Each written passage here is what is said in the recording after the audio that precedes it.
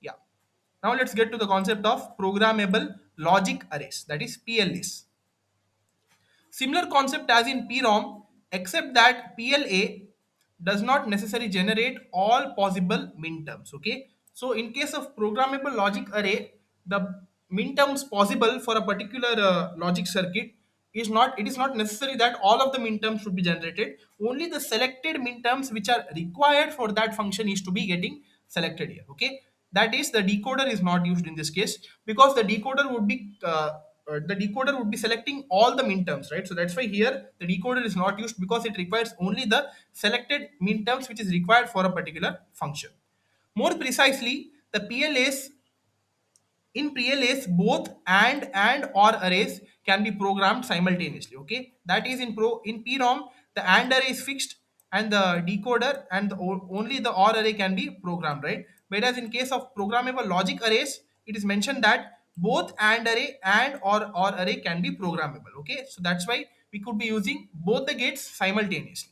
Okay, it's clear, right? This is meant by programmable logic array. And with one simple example, you see here how they have represented this using programmable logic array. This is very simple, guys. I'll tell you how.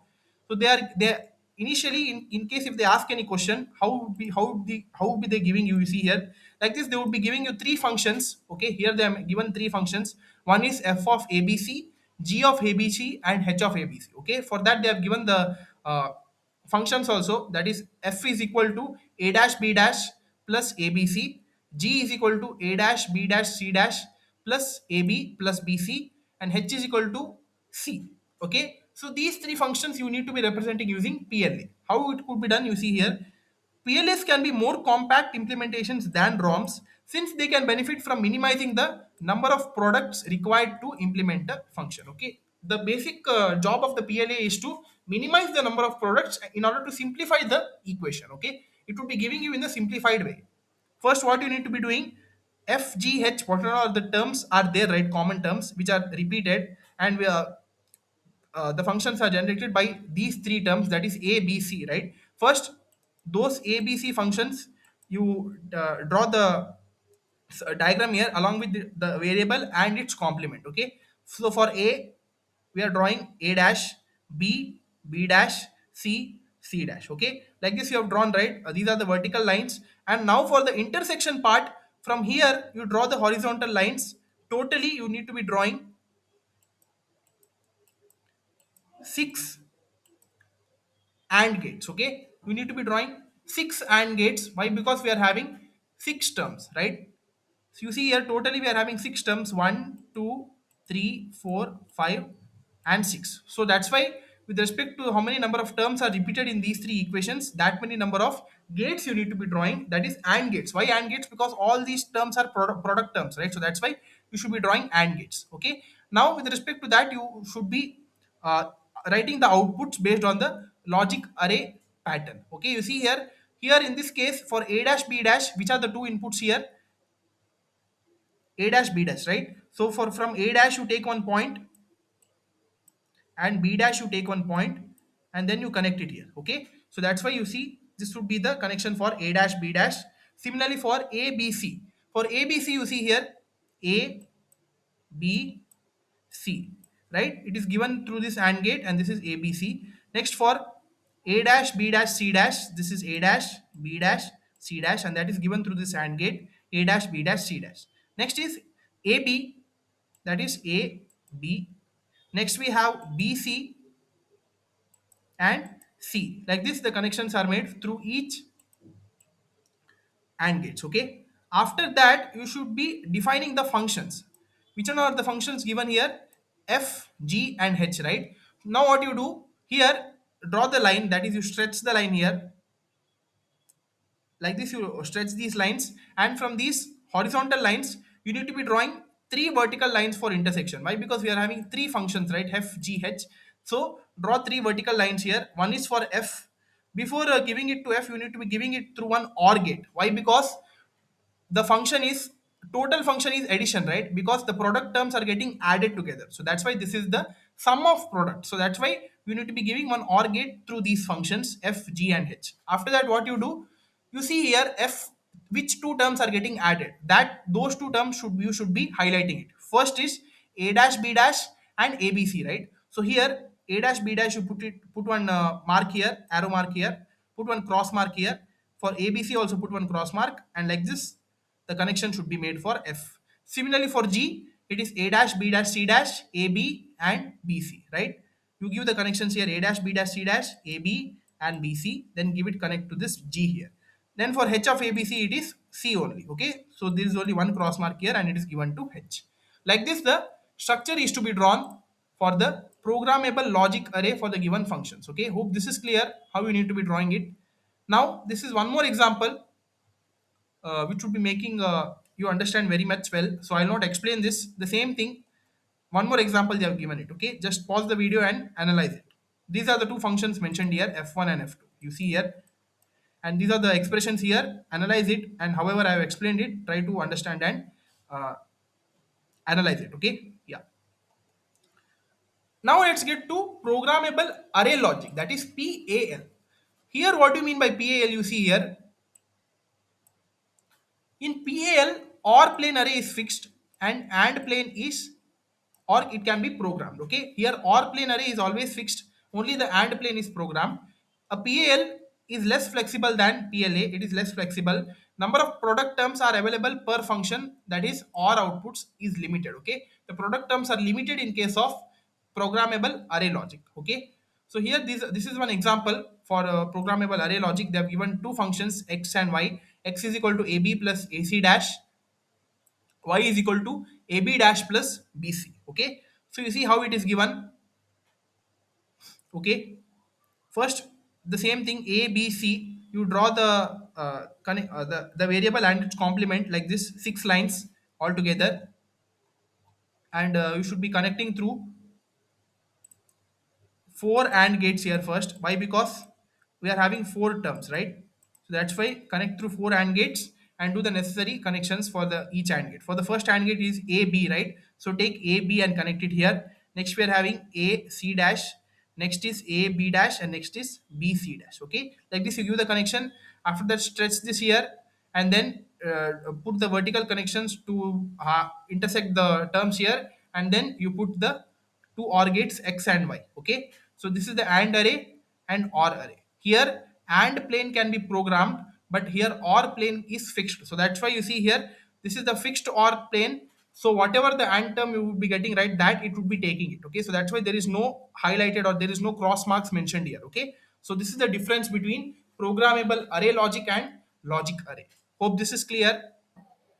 So now let's get to one more important kind of counter, binary ripple counter. It is also called as 4-bit binary ripple counter or mod 16 counter. Okay, why the name mod 16 has come? Why? Because it counts up to 16. Okay, it starts from 0 and it counts up to 15, and and this counting is continuous process. It would be repeating again from 0 to 15, 0 to 15, and so on. Okay, so how this counting pattern is obtained, that we are going to be seeing with the help of the circuit diagram and the timing diagram. Okay, first things first, we need to be knowing what the circuit contains of. Okay, so this is the 4-bit binary ripple counter. As the name suggests, 4-bit, right? So we are using 4 T flip-flops here. Okay, not D flip-flop, we are using the toggle flip-flop because we need count pulses which would be attaining different count values, right? So that's why if you take the data flip-flop, we won't be getting the sequence, the counts in sequence. So in order to obtain the counts in sequence, we require the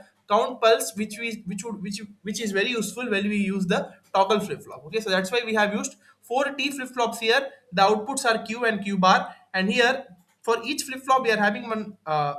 For each T flip-flop, all the toggle inputs are common, and that's called as the count enable, which is used to enable the count values. And one count pulse is given for the initial flip-flop, and for the remaining flip-flops it is taken from the complement of the outputs generated. Okay, like this the complete 4-bit binary ripple counter circuit is constructed. So please note it down, guys, it's very very important. Okay, in case if they ask 4-bit binary ripple counter, this circuit you need to be noting it down. Okay, for 4 outputs, and this is the basic counting sequence that happens. How this is obtained, we are going to be seeing with the help of a timing diagram. Okay, so this is the timing diagram. I'll just zoom it here. Yeah, so this is the timing diagram. First thing is there are totally 5 parameters which is very important. One is count pulse and four outputs starting from Q0, Q1, Q2, and Q3. Okay.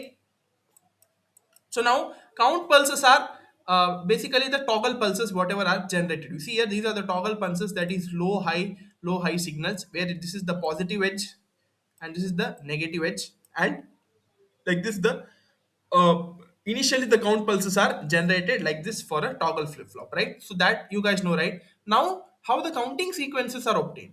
The counting sequences are obtained based on the levels of the count pulse. Okay, initially in order to get the first output, that is q naught, what you need to be doing is you need to be checking the complete cycle. You see here, this one cycle is one complete cycle which starts from this point, it goes to positive edge and negative edge and it comes down. Okay, so that's why this is one complete cycle. So based on that complete cycle, one count pulse is generated for a initial input q naught. Okay, initial output q naught. So that's why you see here, for this one complete cycle, for that complete cycle the output remains high, right? For the rest of them it remains low. So similarly for this cycle here, output remains high, that is for each cycles output would be toggling. Okay, all the four outputs would be in the toggle state only, but for the initial state for one complete cycle it would be toggling. You see here, for this, for the first cycle it remains zero as it is, then for the next cycle it is high, then it is low, high, low, like that it continues for the initial first value q naught. Now in order to check the value of q1, what you need to be doing, you need to be first checking the negative edge. Okay, that is very important. Negative edge you need to be considering. You start from here initially. Okay, firstly it would be remaining low, then compare it with q naught previous state. In that q naught value where the negative edge is obtained, right, at that point you need to be doing the toggle, that is from 0 it would be jumping to 1. Okay, and it would be continuing until the next negative edge of the previous state. That is, you see here, this is the next negative edge obtained, right? So until then the output is continued. After that again it is toggled, then it comes to 0, then it waits for the next negative edge. So here is the next negative edge and it continues, then it would be 1 0 1 0, like that it goes on. Okay, so this is the pattern obtained for q1, right?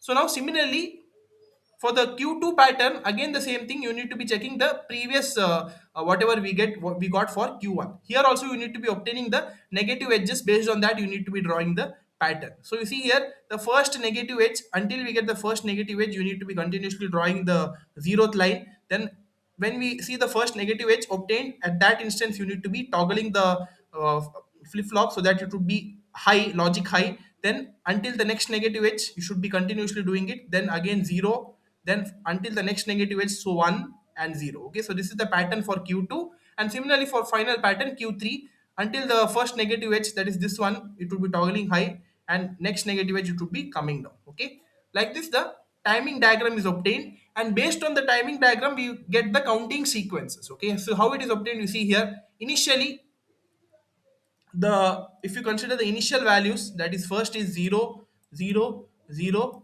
0, right? The decimal equivalent of this is 0.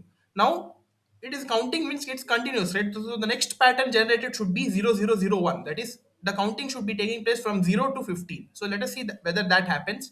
Next is, you should be starting from q3. Okay, counting starts from q3 because in this truth table also we have considered q3 q2 q1 q0. So now the next value is 0 0 0 1, right? So the next sequence would be 0 0 1 0, right? So that is the decimal equivalent is 2, then it is 0 0 1 1.